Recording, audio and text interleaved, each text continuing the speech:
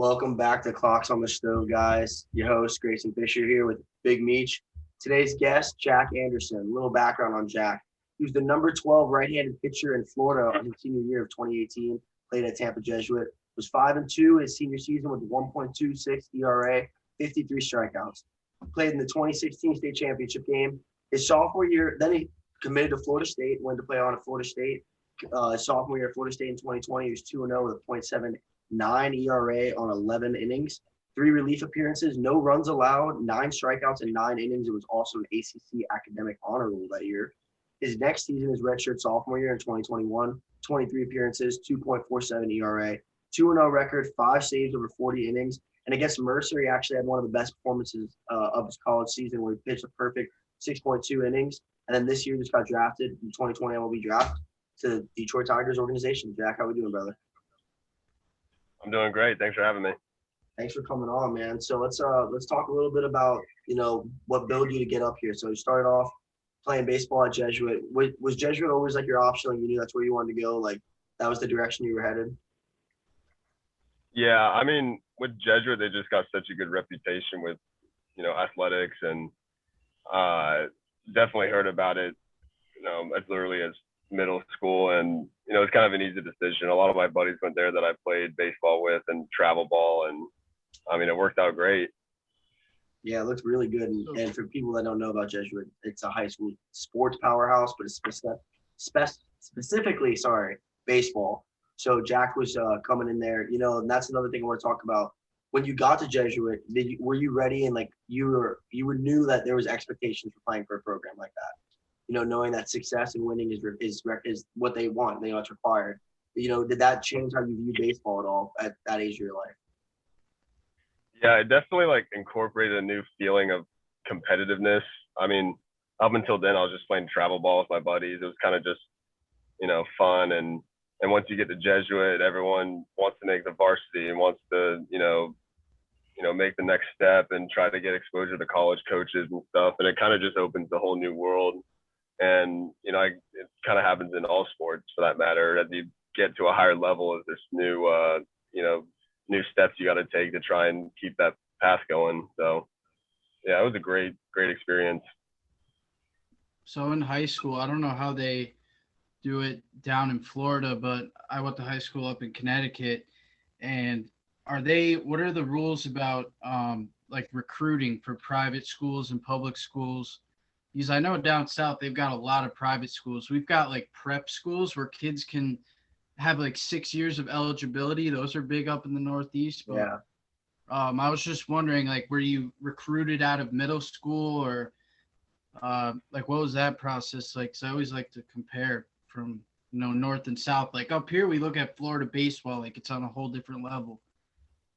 And our big sport up here is lacrosse. We got, nationally ranked lacrosse teams, but it's were you when did you first start to get, maybe even touted as a recruit in college? Was it your freshman year? When did you start? How does that process work of getting ranked? Because I was a negative 1-star athlete in high school. So.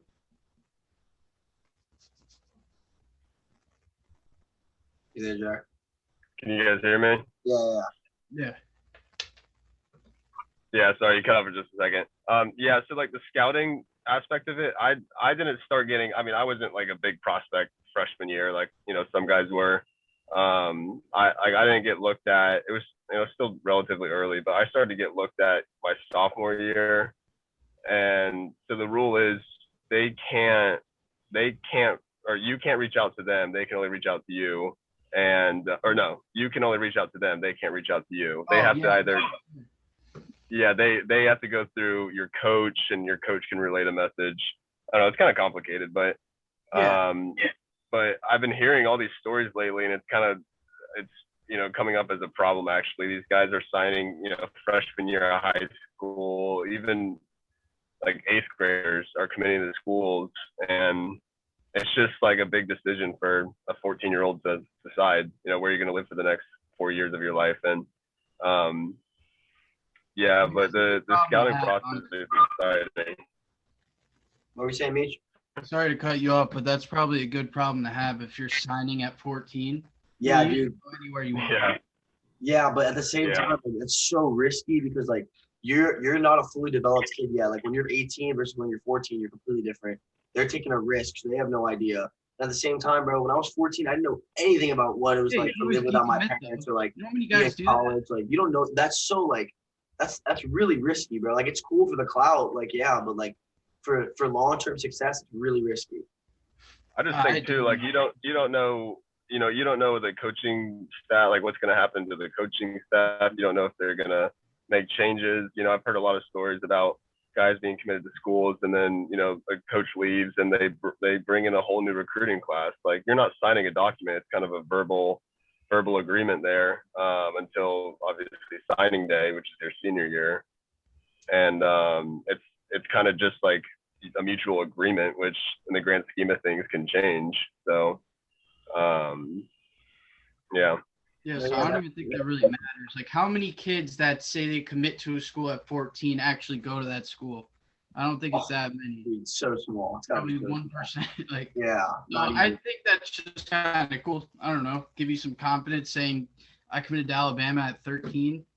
There's actually a quarterback in Connecticut that did that. He was known nationally. He was one of the best quarterbacks. He was from New Canaan, Connecticut. He got an offer from, I think, Oregon. He was 13 and committed there. For He was like baseball or football? for football. He was some phenom. But Now, Jack, what was it like? So obviously a Jesuit success every single year in high school baseball. What was it like to pitch in the state semi game and be able to like actually be there for the state finals and everything, even though it didn't go the way you guys hoped? But was it still like living a childhood dream kind of? Yeah, I think the best part was just like we were such a close team too. I was a sophomore at the time, and it was cool to be playing with all like call them the older guys, all the seniors and the juniors that I became close with, and yeah, it was an amazing experience. All your family drives down, you play in a nice fancy stadium, and at that age you never really played in an environment like that. You're playing the best guys in the state, and all the competition is top tier. It just kind of puts it in relation how you stack up against the rest of the state of Florida, which is a powerhouse for baseball. So yeah, it was a really cool experience, and I still remember pretty much all of it. Yeah, you were still really young. You balled out that semi game though. I remember that. You threw a very nice game Thanks. there. Yeah, that was a fun day. When playing for like a Jesuit, right? And then you go to FSU, another school. It's like the same mindset as Jesuit. We're here to win. We're here to put guys in the MLB. Like we're here for titles. Like that's FSU baseball. Do you think that playing at Jesuit and doing everything like at the highest level in high school, like already kind of like on a D1 level, do you think that helped you transition pretty well in Florida State? Oh, definitely. I mean, it was still a big adjustment. Just like we were playing at a very competitive high school level, and that's the plan. You go from there to Division 1. You want to stay at a good level, and I mean, Jesuit prepared me a lot, and got me ready for the next step. And it was still like a pretty big adjustment though. It's just a lot of things you got to take into account at the next level of playing, and a lot of stuff you have to learn, and just the speed of the game increases as you get higher up.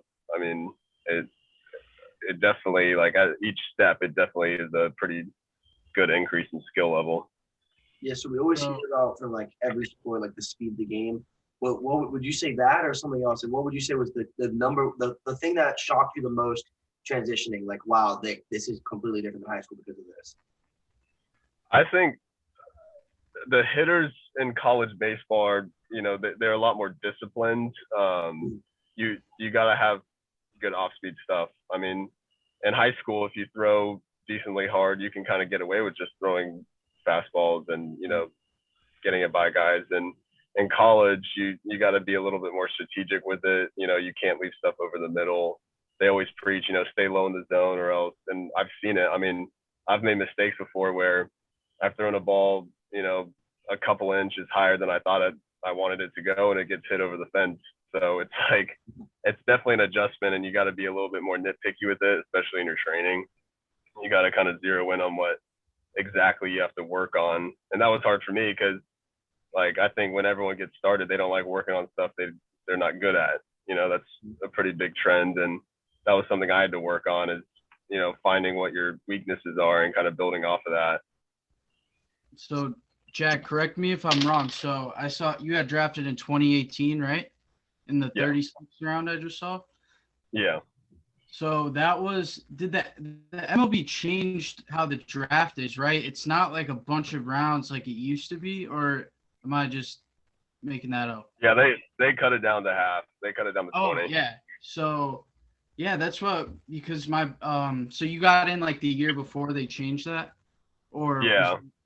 So how many? There's 20 rounds now. There's 20 rounds now. There were 40 when I was in high school. They changed it after COVID. So after the COVID year, 2020, it was only 5 rounds because of the shortened season. That a lot of guys just wanted to skip it till next year. So they cut that down to 5, and then after 5, they adjusted it to 20. So because a lot of the teams had to cut some of their minor league teams. Yeah, they switched up how the minor leagues are. So my question is, what happens to all those guys that would have gotten drafted from rounds 20 to 40? I know my friend that I played baseball with in high school, he just came out of Long Island LIU, and I don't know if he entered the draft or not, but I feel like he would have gotten drafted, but instead he signed with the Long Island Ducks in the Atlantic League. They have a lot of like old MLB players. I'm not sure if you've heard of it. So like, you wouldn't have gotten drafted in like, let's say the 36th round. So what happens to those guys? Do they sign to other leagues or, Yeah. So it definitely got more competitive once they cut it down, because it's just like, I mean, just the simplicity of it. There's less picks, and the guys that I guess didn't get drafted, they try to sign free agent deals, maybe go try to play indie ball somewhere. But yeah, it definitely created more like pressure, I guess. Just like they cut it down half. That's a pretty big number. To take that away from a lot of guys. So I mean, it was unfortunate, but it is what it is. So there's guys trying alternate routes though. Now, when you got to Florida State and you got accustomed and you started feeling your niche and you started, hooping, honestly, you started playing, the same baseball at the same level you were in high school, what would you say was besides the Mercer game, what would you say is like one of your favorite memories, like with the crowd or like anything, like a memory that you were like, this is why I chose to go to Florida State, like this right here? Definitely when I pitched at Florida this year, they just, redid their stadium, and it's incredible. It's like a very it's like a high up minor league stadium they have over there, and their crowd, I mean, they weren't the friendliest towards us, but they had this amazing energy that creates just this surreal feeling. I went into a pretty tough situation, runners on first and second, and I was able to get out of it with 2 strikeouts, and it was just like that feeling of you came in, you had a job to do, and you got it done in a pretty stressful situation. And my dad was there; he was able to see it, and that game meant a lot to me. That's awesome, bro. Now, was that cool? Like when you got to Florida State, and like, wow, we're playing in sold out like arenas. Like we're playing like people are coming to our games like crazy. Like we're on TV all the time. Like, was that something that was kind of cool to soak in when that started happening? Oh yeah, I mean, especially freshman year. I mean, the first time you see like their stadium, like opening day was sold out my freshman year, and it's just, as an 18-year-old kid, you're like, this pretty cool feeling.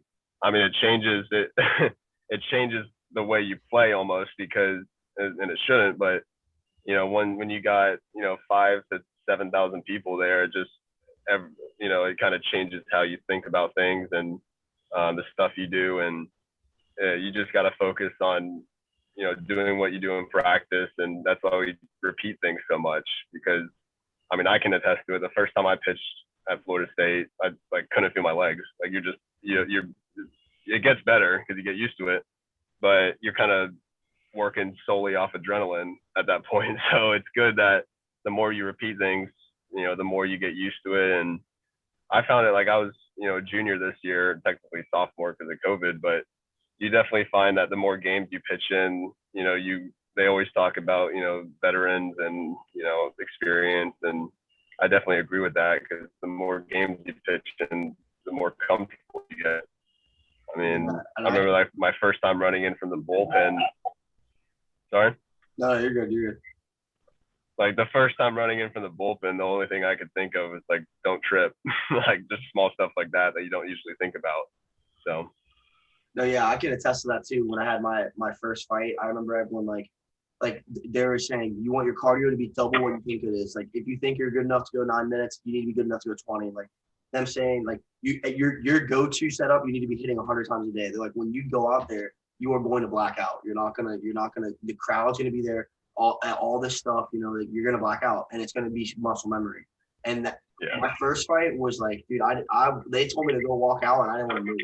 I didn't warm up. I didn't stretch. I just stood back there with my gear on and my headphones in the corner, just staring at the wall, like holy shit. And like it's what happened. I blacked out. He threw 7 leg kicks. I ate all of them, and then I just shot double leg and whooped him. But I wasn't even like thinking. The second time I fought, completely different. I was way more relaxed. I was still the nerves, but like it's a healthy. We call it a healthy fear. You don't want to be nerveless into a fight like that. You want that. Those nerves keep you alive.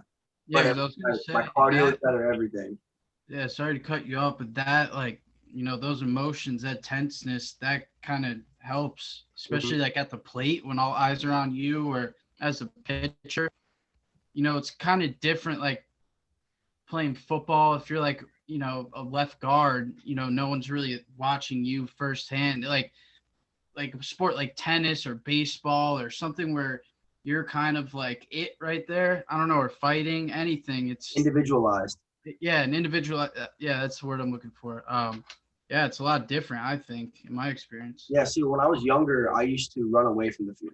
Like I'd be in a wrestling tournament, I'd be doing a jiu-jitsu tournament. Like even when I was like competing in MMA when I was like younger, it was like I didn't want the nerves.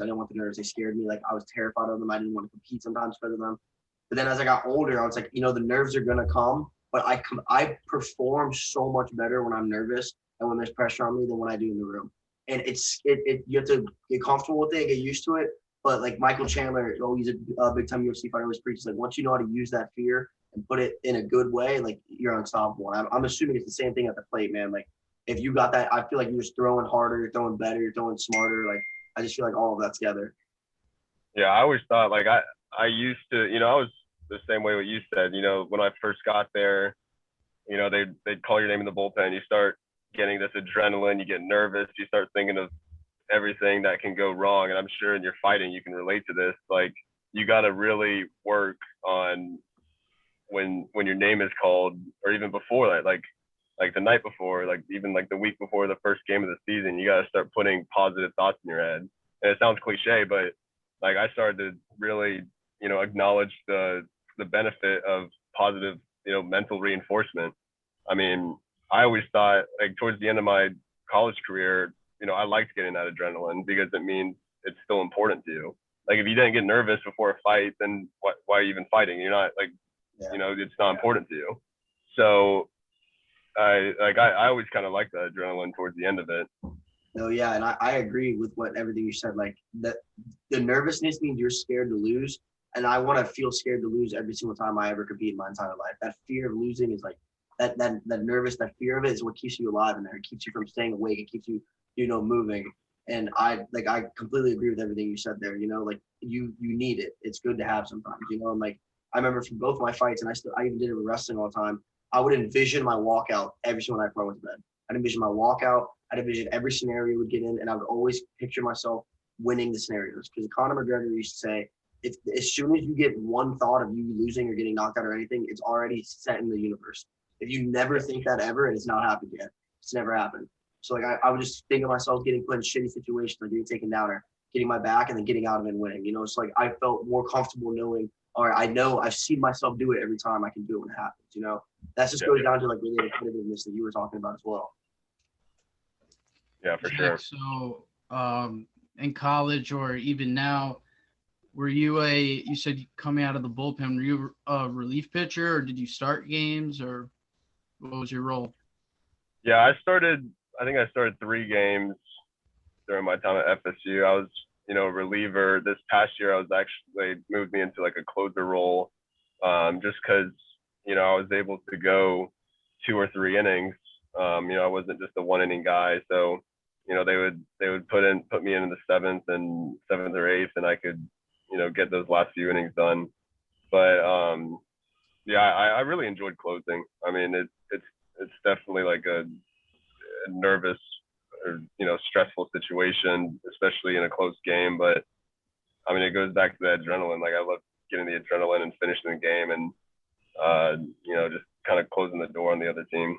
Yeah, I feel like we had Aiden Swanson from Jesuit, the punter kicker with IMG. Now. Yeah. He plays at Clemson. He was talking about it too. He was like, the thing is, people give kickers shit all the time because like, oh, you're barely in the game, you barely do that. But like, the other aspect of that is every single time a pitcher or a kicker is out to perform, their margin of error has to be 0.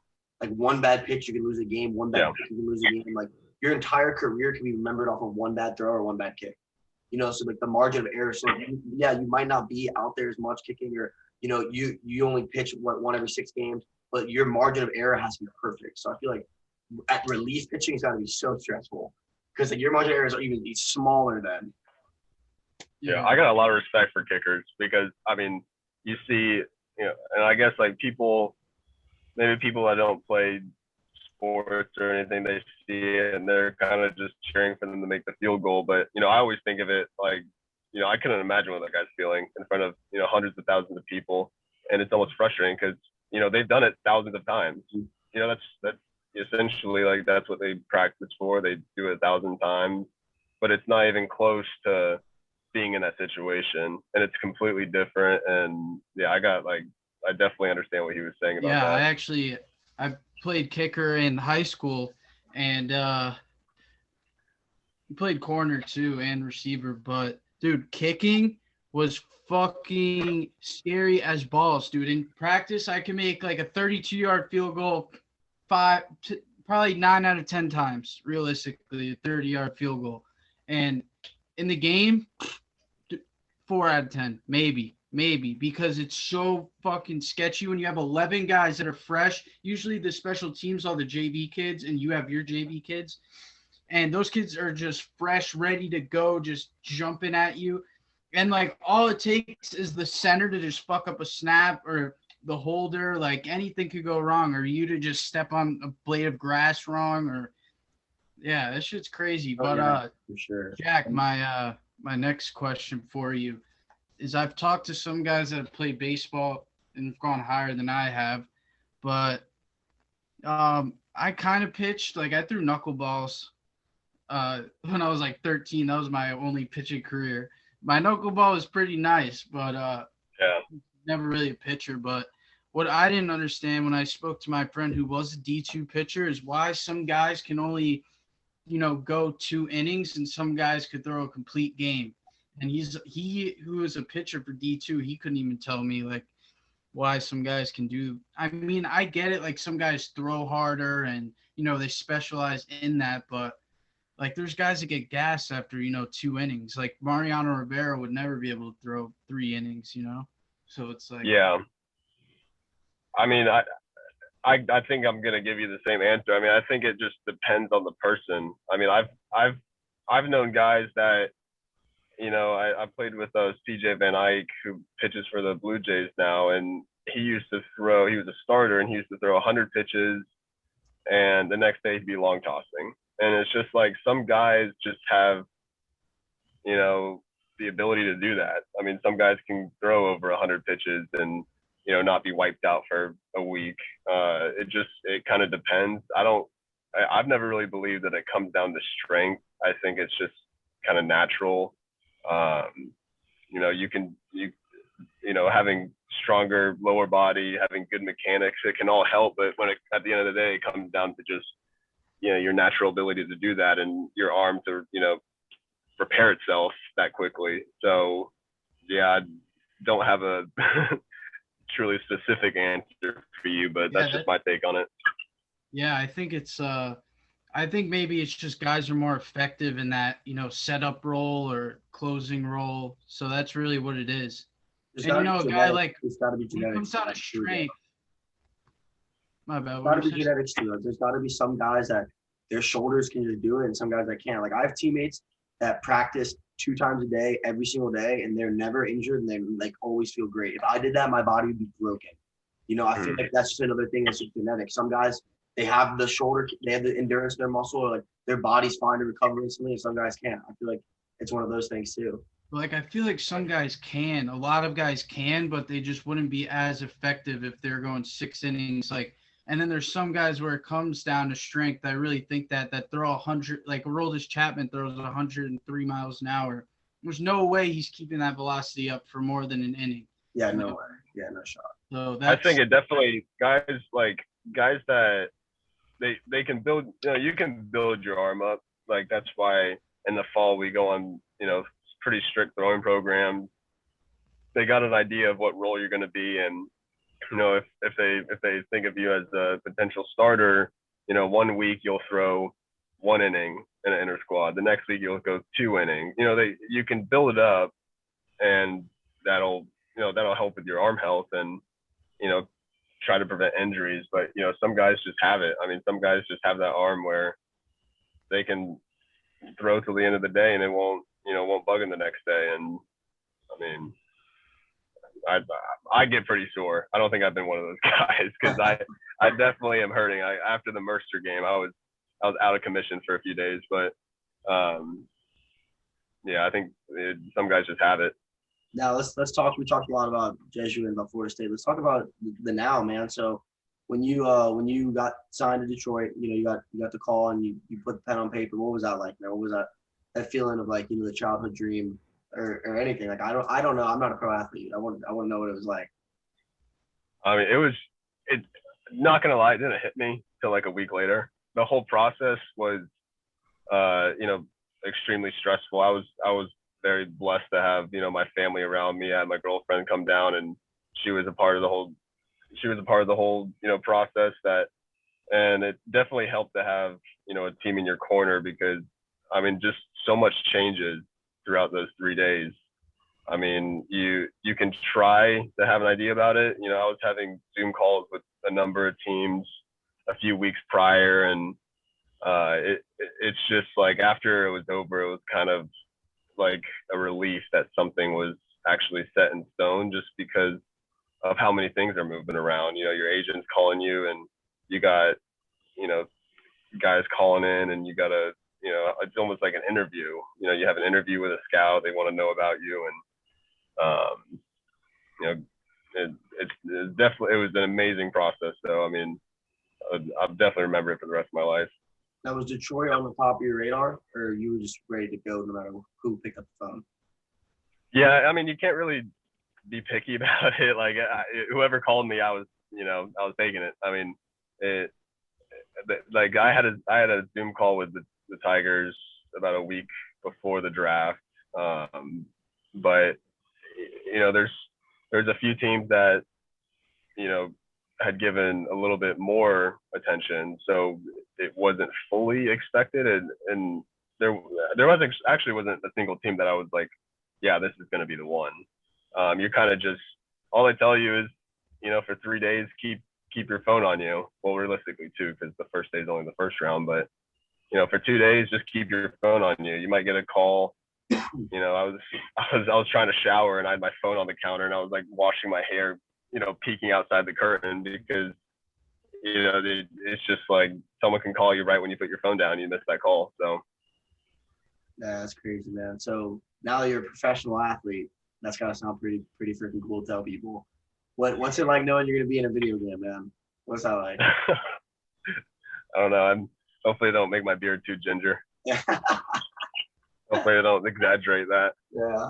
so where are you at right now? Or did they assign you to AA, single A, triple A? No, I'm in Lakeland. So pretty much all the draft guys go to short season. So it's kind of just an introduction. All the pitchers get put on a throwing program that's pretty straightforward. The hitters will start to move around as time progresses, just between low A and high A. Yeah. But yeah, till like mid-September, we're here, and then a few guys will stay till October, just for further instructs and stuff like that. But I mean, this is all pretty much just an introduction. I think from what I've been told, that it actually starts at spring training next year, which is nice because it's a good transition. I mean, the first day I came, it was like a 14-hour day. You're getting physicals, you're signing the contract, you're meeting everyone, you're meeting the draft guys that you're going to be playing with, and it was a long day, and then it kind of calmed down after that. And it's a good transition because they don't just start sending you everywhere to start pitching and possibly get hurt because you haven't been throwing that much. But yeah, it's been great just to be on like a set throwing program. Now, so did you get to meet any of the like the MLB guys yet in Detroit? A handful of them are. Actually, I'm not too sure if I can say who's down there. No, yeah, but but yeah, I mean, it's cool though, because there's guys that are rehabbing, and you start to everyone I pass, I don't know, I just kind of introduce myself, and you're starting to meet more important people, and it's definitely a cool experience. Now so one thing I have written down is Spence Turnbull pitching the no-hitter for Detroit this year. So there are guys like him, and who are some other guys you're excited to pick their brains a little bit, like playing with the guys that you played with in the video games growing up or watched growing up. Like, who are some guys that in your organization you're excited to pick their brain a little or learn from? I mean, I wouldn't say there's a specific person individually. I'm just excited. I'm going in as kind of a sponge. I want to take in as much of this like professional coaching that I can get. I mean, I met my pitching coach for low A, and we just talking to him for 30 minutes. I learned a few new things, and it's just like a great environment for a guy that loves to pitch, because the whole premise of this experience is improving. Like, everyone's here for the same reason, to improve their game and work up the ranks. And I mean, it's definitely like a long road. It's not when you sign, you don't just go to Detroit. It's it's a process. It takes a couple of years, and it just shows like how fine-tuned the guys in the big leagues are. It just takes so much practice and just progression. Is Miguel Cabrera still in the Tigers? I think he is. Yeah, he is. Yeah, I think he's been killing it lately. Maybe like 38 or 39, 40 maybe. Yeah. Now, is there anyone that you're most excited to play against, like MLB wise, that you're looking forward to hopefully one day pitching against? Yeah, I mean, I think it'd be incredible to pitch in Yankee Stadium or something and play those guys, and it's just crazy because there's a chance that you see all these guys on ESPN and Twitter, and it's crazy to think like, well, you could be facing them in a number of years, and if everything goes right. And so it's definitely a cool feeling, just because you've been looking up to these guys your whole life. Mm-hmm. Yeah, that's gotta be pretty sweet. If you're talking a bunch of shit before my first start, I'd be like, "Yo, Stanton, I'm coming in with heat." Yeah, I've never played deep center. I never played baseball, but like when I went to Carroll Day School, I was mad tight with the whole baseball team there. But friends with a bunch of you guys at Jesuit. My dad was a baseball player at Jesuit and walked on at Florida State. But I feel like, I'm assuming when you go from high school to college to pros, like, is there more of a stress knowing that like when you pitch the Jesuit out of a 9-kid lineup, like there's maybe 2 tanks, and you go to college and it's like, all right, there's probably like 6 or 7, and now you're in the pro, like every single guy has home run power. That's definitely that's gotta change how you pitch, right? Yeah, I mean, even in college, like when we played teams, there was obviously there'd be like a small gap in their lineup, but I mean that you definitely, like, that was one of the big changes I saw going to Florida State, was that you couldn't really, like, you get the 4-hole out, and then you're like, oh, thank God. You can't let up after that. You know, you get to the bottom of the order, and the last thing you can do is kind of, you know, take your foot off the gas, because everyone at that level was the guy in high school too. You know, like you go from being the guy in high school and then you go to a place and everyone else is that guy. So it's just a transition, because then, you know, I haven't pitched yet officially in, you know, pro ball, but you know, just from what I've seen and what I've heard, I mean, the guys up here are legit. That's their living. You know, they're here for a reason. So I'm looking forward to, you know, playing against, you know, these, you know, the guys around me. Now, do you have a jersey number or anything yet? Like, when can I cop that? Do we know that? Any details yet? Yeah. No, we haven't actually gotten jerseys yet, because, I mean, we've gotten some, you know, team apparel, obviously, that we have to, you know, do our workouts in. But, I mean, games haven't really started for pitchers yet, because we're still, you know, introducing throwing program regimens and stuff like that. I know the hitters are already getting jerseys because they're playing games, but yeah, I don't know what my number is yet, so that'll be interesting. What's your go-to if you can get a number? I mean, I was 40 at Florida State, and that number grew on me. I'd be pretty happy with 40. I think it's. I feel like, don't you want to be? I was always 4. Yeah, that's what I'm thinking. Like, single digit makes you look bigger. Yeah, if you're like a relief pitcher, they usually have higher numbers. I'd be 69 for sure. It's a perfect, like, yeah. This guy's fucked in the head. Just come out there. I'm like half expecting. I'm half expecting walking into my locker room and seeing like 89 or something. 98 would be kind of hard. Number. I feel like 98 or like an X. Yeah. Just get an X. That'd be kind of sick. Yeah. Double zero. Like double zero. Double zero. Zero in baseball, right? Yeah. Marcus Stroman. Yeah, zero. That would be tough. That's double a zero. Number. What do you say? What are you topping out at right now, Jack? Or like, what is like you're usually topping out at? I mean, during the season, I kind of sat around 91, 94-ish. I was not like, I don't fit a usual closer role. Like I don't throw 100 miles an hour. We had a guy at Florida State throwing like 98, and I was kind of trying to catch up to him. But yeah, I mean, I kind of focused on command and, you know, off-speed pitches, and that's what worked for me. Dude, that's I'm just not a guy. Scary, and 98 mile per hour fastball going straight past your dome. That's part of the reasons why I sucked at hitting. I never wanted to get hit by it. Yeah, but that's. I've only seen the batting cages go up to 90, and I've seen that. I would never even step in the cage. 90 is insane. 100, bro. We were playing at NC State, and I got hit by a comebacker at my hand, and it felt like I didn't even have time to react, honestly. And you know, I had to go get an X-ray, and the doctor that was doing my X-ray was like, "Oh, we just got the stats back. It was 101 off the bat," and I was like, "That just like I couldn't even imagine trying to hit that, because I couldn't even see it. I couldn't even react to it." So I would be up there like shaking into play, like trying to get a bunt, maybe. Like, oh man, that's so. Dude, the one reason I never played baseball was when I was really ADD and I needed contact in my sports, which is why MMA was beautiful for me at such a young age. You never played baseball ever? Oh, yeah. Never. I was too ADD, bro, and like I wanted contact. Like I was an aggressive fucking kid, man. I even so MMA was perfect, but anyways, we had a baseball is definitely like. Sorry, what? No, yeah. We had a family friend that was really highly recruited in baseball. I played for Jefferson when I was like way little, like 7 or 8. And he swung. He was like committed to South Carolina, I think. Like he was really good. And he swung. And when he swung, it back rolled off the top and hit him right here and broke all of his face. Broke everything right there. He dropped to the ground screaming.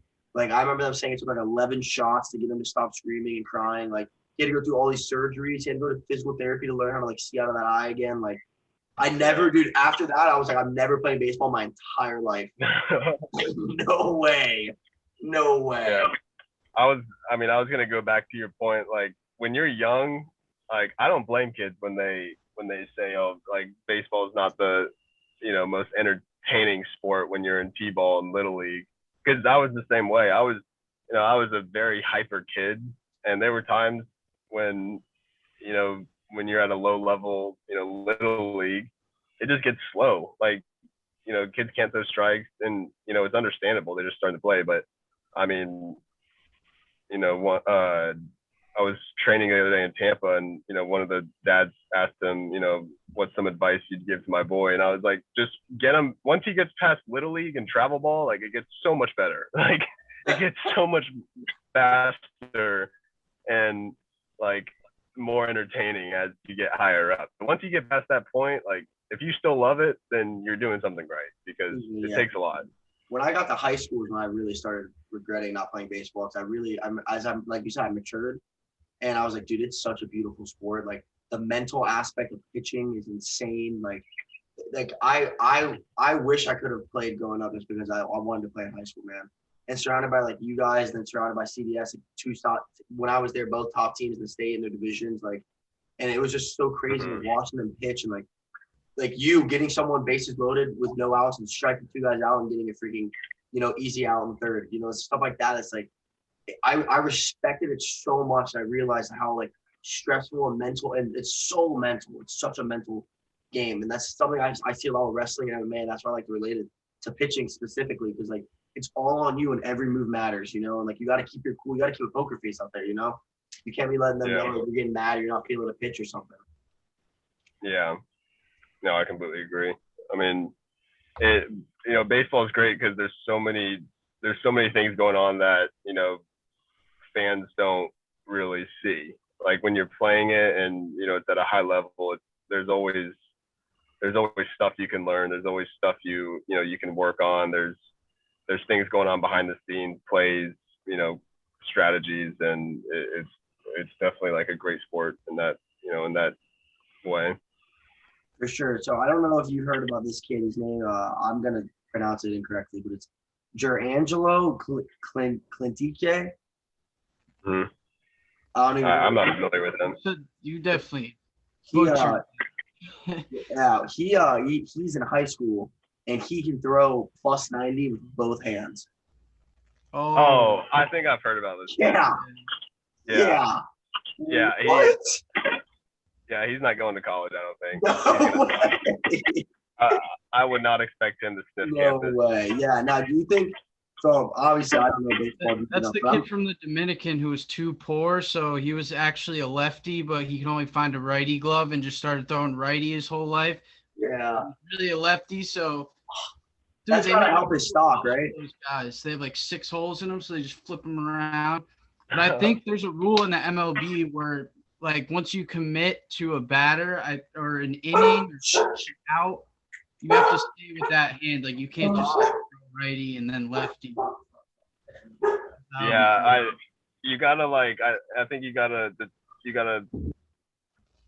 announce that you're gonna be pitching from the right arm, and you obviously can't just switch mid hitter. But I think I'm like 99% sure it's just one hitter. Yeah, it definitely is just one hitter now that I think about it. Yeah, because realistically though, if that kid makes it like far, is he gonna still throw with 2 arms, or he's gonna have to just establish one? Oh, I'm sure. I mean, if he's throwing 90 plus from both arms, like, they're gonna utilize that, because I remember talking about him to someone else, and the first thing that came to my mind was like, this kid can just pitch complete games pretty easily, because goes 5 innings from the right side and 4 innings from the left side. That's not a huge workload. And at first I was like, nah, like, he's gonna, but that makes the most sense to me. That's what I would do. So I think teams would definitely utilize that. Like, from what it makes him a mismatch for every batter he ever goes against. He's a mismatch. Yeah, and I mean, you can, for right-handed hitters, just throw on the right side. For lefties, throw on the left side, if that's what he's gonna do. So now, do you think with the evolution of the sport and stuff? So this kid obviously is very unique, right? And I feel like at least in football and MMA, what I think I know the best, and you're starting to find guys trying to make themselves more unique. Do you think that that's something you see a lot in baseball too? Like people are trying, like Shohei Ohtani, all those guys. Like, you think that uniqueness is something people are trying to do now to stand out more? Oh, for sure. I mean, I think, I mean, like guys are getting better each year, and I feel like every day on Twitter I'm seeing, showcases for 16-year-olds that they're throwing 95, and it's like,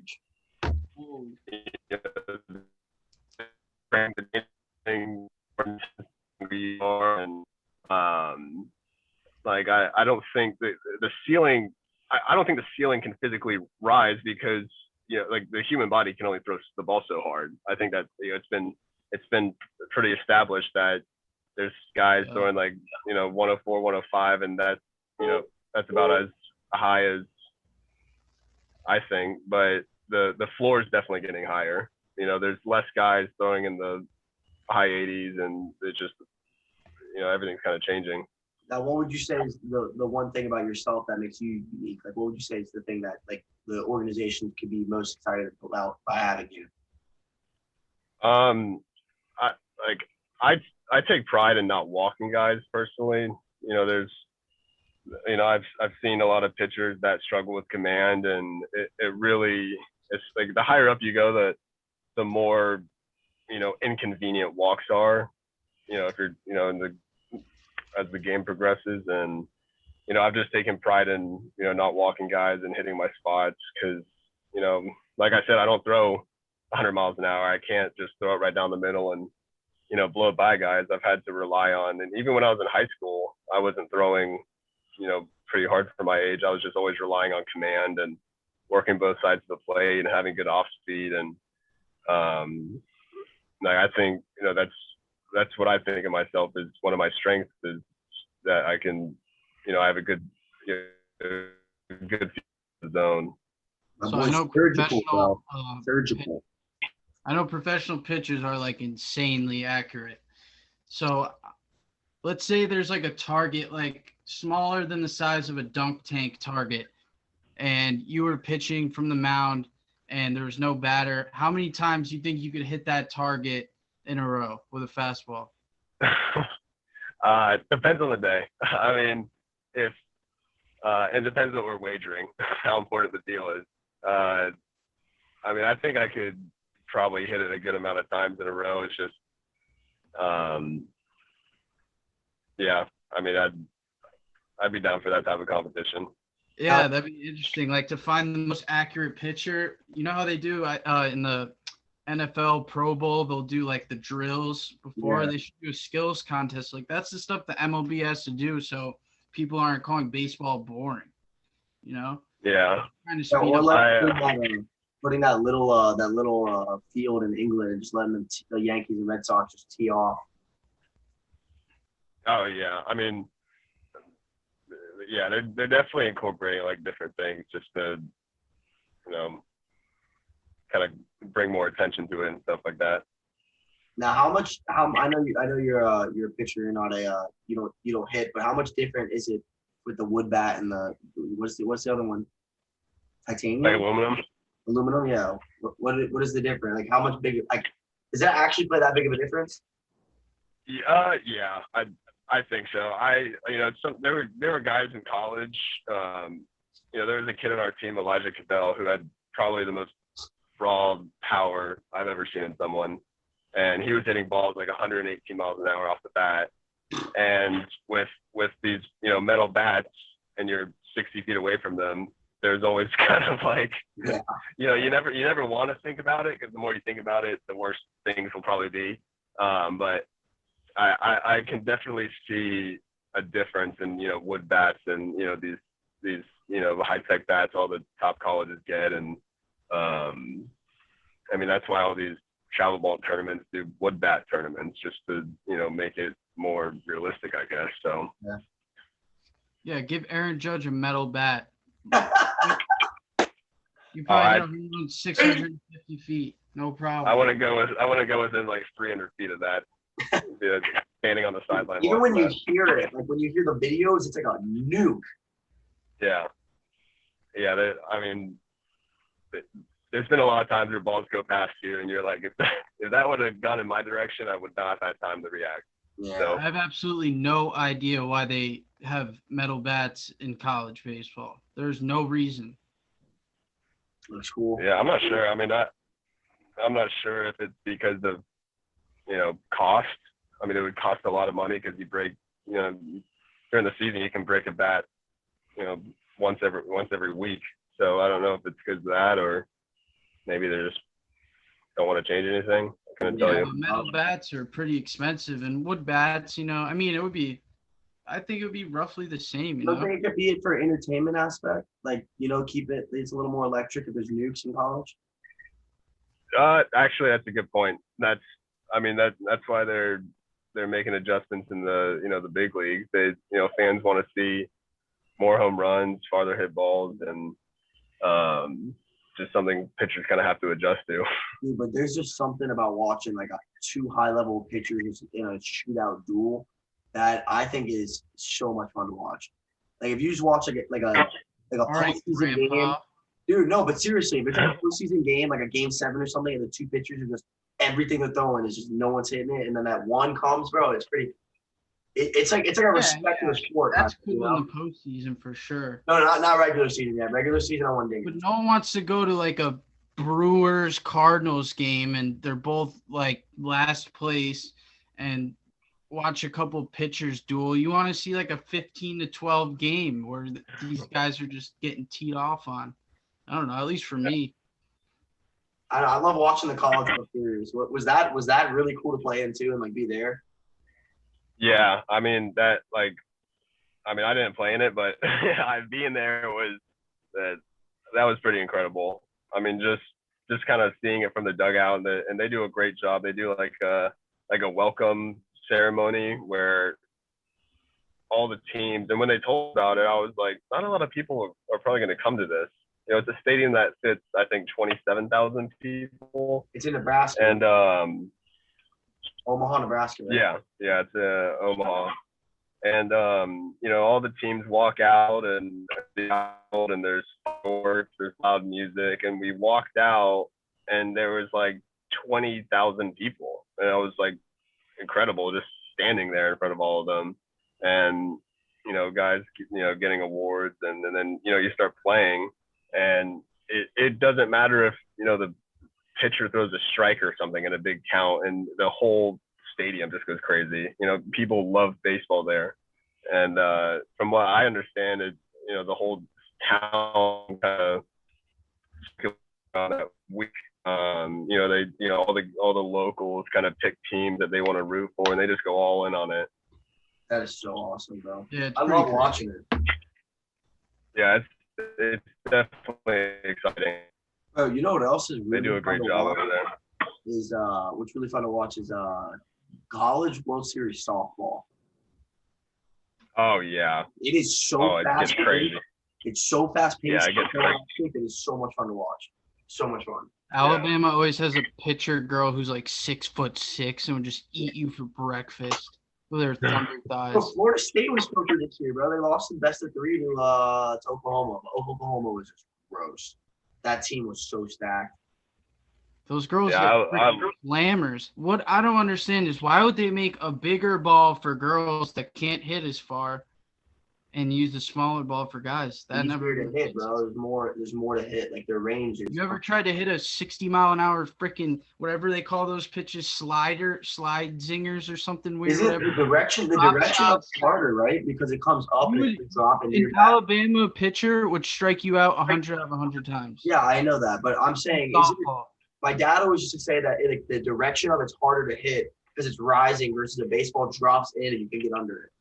Yeah, they throw drop balls too. I forget what they're called. They got rise balls and it gets risers. Bro, dude, the good thing about that too is underhand's a natural motion, so that girl can pitch every single day. Yeah. Yeah, they don't get. I mean, I don't know this for sure, but I don't really hear about softball pitchers getting arm injuries.